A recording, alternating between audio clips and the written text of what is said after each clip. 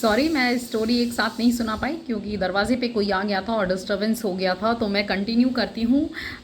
मैं स्टोरी सुना रही थी आपको एक राजा की, और राजा के पास बहुत सारे पैसे थे ऑलरेडी, क्योंकि वो राजा था। और लेकिन उसने क्या किया, उसने चीटिंग की।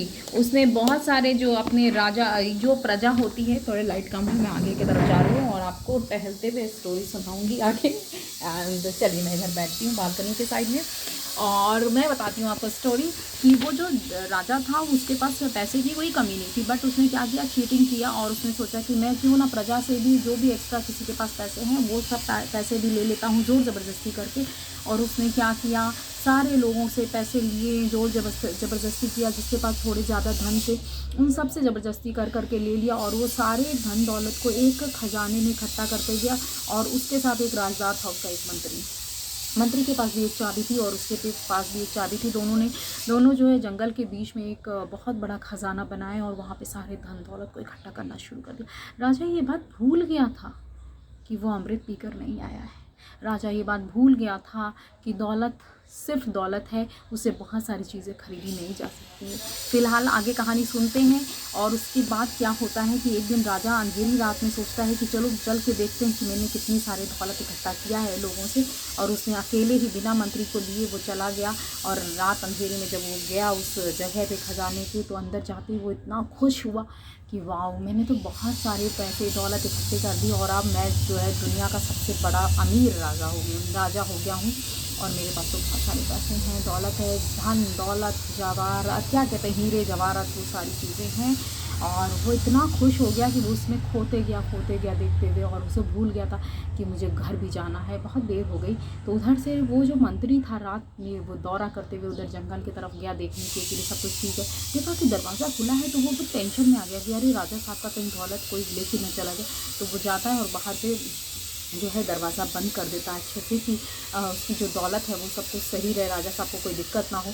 उसने तो अपना कर्म किया और वो घर चला आया। उसके बाद जब राजा को लगा कि अब तो सारी चीज़ें अच्छी है, बहुत मज़ा आ गया उसको देख के, वो वापस घर जाना चाहा। और उसको भूख भी लग रही थी, प्यास भी लग रहा था, बहुत देर हो चुका था। लेकिन वो अंदर से जब दरवाज़ा खोलने की कोशिश कर रहा था तो दरवाज़ा बंद था बाहर से। अब बहुत कोशिश किया, बहुत चिल्लाया, पर वहाँ पे कोई नहीं था, क्योंकि उसने ऐसी जगह बनाया था जहाँ पे कहते हैं ना कि आपका चीज़ बहुत सेफ़ तरीके से उसने रखा था कि यहाँ पे कोई आ जा ना पाए। और उसकी आवाज़ भी कोई नहीं सुन पाया। अंत में क्या हुआ, उसने चिल्लाते चिल्लाते वो बेहोश हो गया, क्योंकि उसे बहुत प्यास लग रही थी और उसका गला सूखते जा रहा था। उसके बाद वो आया अपने धन दौलत के पास, सोचा कि अभी तो इतने हीरे जवाहरात हैं, इसमें तो कितने पानी और खाना मिल सकता है, लेकिन उसे वहाँ पे कुछ नहीं मिला। ना खाने को मिला, ना पानी पीने को मिला, और वो वहीं पे बेहोश हो गया। और उसके बाद जब उसकी होश खुली तो देखा कि वो बिल्कुल मरने जैसी स्थिति उसकी हो गई थी। फिर उसे समझ में नहीं आ रहा था क्या करे, लेकिन अंत में उसको इस बात की रियलाइजेशन हुआ कि धन दौलत कितना भी कमा लो, ना आप उस धन दौलत से एक बॉटल पानी इकट्ठा कर सकते हैं, और ना ही आप क्या कहते हैं उसे खा सकते हैं। यानी कि आप सोने का हार नहीं खा सकते, आप हीरा नहीं खा सकते, आपको खाने के लिए रोटी ही चाहिए। तो कहते हैं जो इम्पोर्टेंस होता है उस इम्पोर्टेंस को वो भूल चुका था, वो मानवता को भूल चुका था।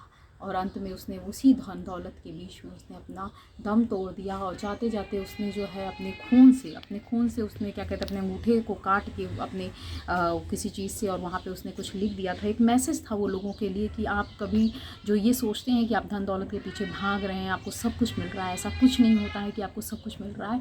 और ये लोगों के लिए एक सबक था। उसके बाद क्या हुआ, जब सुबह हुआ तो राजा को ढूंढ रहे हैं लोग, तो राजा तो मिल नहीं रहा है। कई दिन बीतते गया, मंत्री भी सोचा कि राजा कहाँ चले गए, बताया नहीं।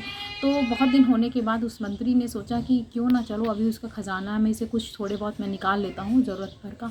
और फिर तो राजा साहब भी नहीं है तो मेरे पास तो चाबी है। जब वो कई दिनों के बाद उस वहाँ पे जाता है, वो जब वो खोल के देखता है तो कि राजा साहब तो उसी खजाने के बीच में मरे पड़े हुए हैं, और उन्होंने कुछ मैसेज लिखा है। और ऐसा मैसेज ये था कि यही कि आप धन दौलत से जो आपको लगता है कि आप बहुत सारी चीज़ें बेईमानी से इकट्ठा करते हैं और आपका वो काम आएगा, तो वो बेईमानी आपको ख़त्म कर देती है अंत में।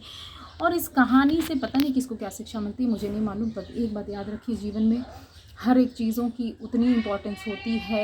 कई सारे लोग होते हैं पैसे कमाने के चक्कर में रिश्तों को भी भूल जाते हैं, कई सारे होते हैं जो इमोशंस की कोई वैल्यू नहीं करते हैं, कई लोग ऐसे होते हैं जो दूसरों से छल से ले लेते हैं। उन्हें लगता है कि अगर मैंने दूसरों से ले लिया तो मैं बहुत ज़्यादा अच्छा कर रहा हूँ, तो ऐसा बिल्कुल नहीं है। आप जो करेंगे वो आपको भुगतना ही पड़ेगा। याद रखिएगा, जो भी आपने किया है अच्छा या बुरा, उसका फल आपको अवश्य मिलेगा। Thank you so much. I think आपको मेरी कहानी अच्छी लगी। Thank you so much. Bye bye, take care.